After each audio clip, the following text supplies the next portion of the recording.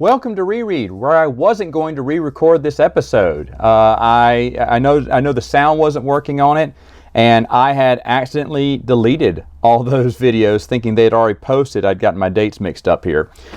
And when I said, oh, well, I can re-record this really quick, but then I looked over what the stories were. Two of them were Patricia A. Jackson. Then I decided I didn't want to record it. And then I said, well, I looked at one of the Patricia A. Jackson stories, and I noticed there was a Kathy Tyers short in here. I was like, well, maybe I will. Albeit, this will be a lot quicker than my original review.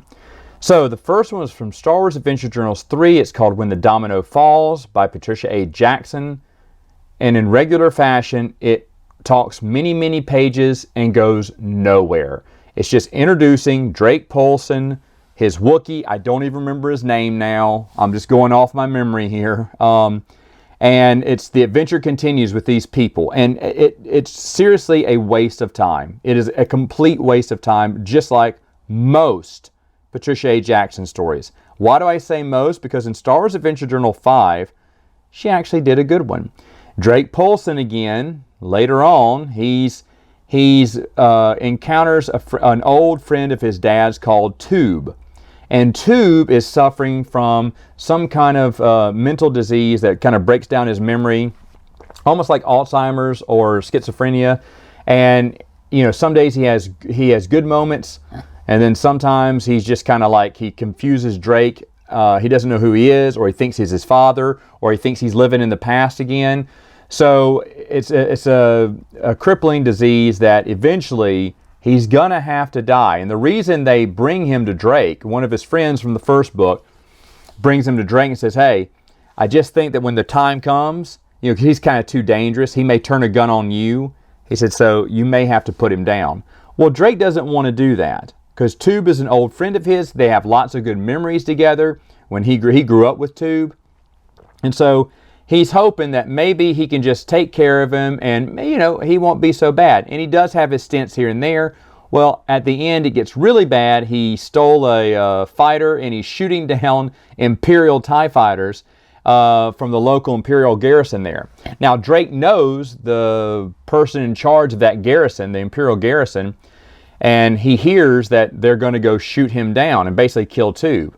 Drake hops in his starship and begs the captain, say, hey, don't do it, let me handle him. He said, okay. He said, Drake, he said he's already shot down like 2 or 3 TIE fighters. He said, I'm not going to let him kill anything else. You better do it, or we're going to, like our sights are set to do it, to kill him.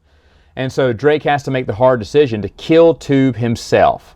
And the whole time Tube is cheering. He's like, we got him on the run, boy, let's go. Because Tube doesn't really understand. He's very confused at this point. And Drake pulls the trigger and kills Tube because he knows that, he should die by a friend's hand and not an enemy's.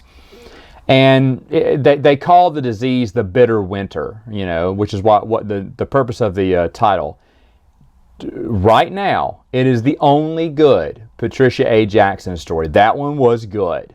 Okay, so just to let you know, every time I read a new short story, yes, I am disappointed when I see Patricia A. Jackson, but I do go in with an open mind, and I will admit this was a good one for her.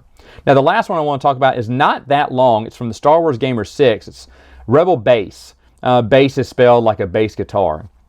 Kathy Tyers just loves talking about music and Star Wars. There are several examples that I've kind of noticed rereading through some of her short stories that she just really wanted to incorporate music players and musicians. Maybe she's a musician herself.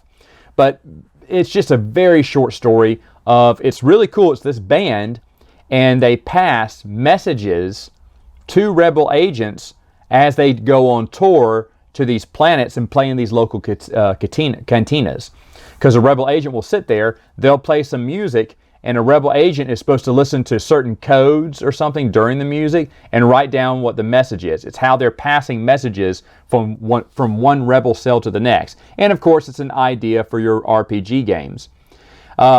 It's an interesting idea. It's not that much of a story. I think the rebel agent that's on this planet is his mom. He hasn't seen his mom in years, and he wants to say hello, but he doesn't want to tip anyone off that they're related because there may be an Imperial spy watching. And I think it's only just like a couple of pages.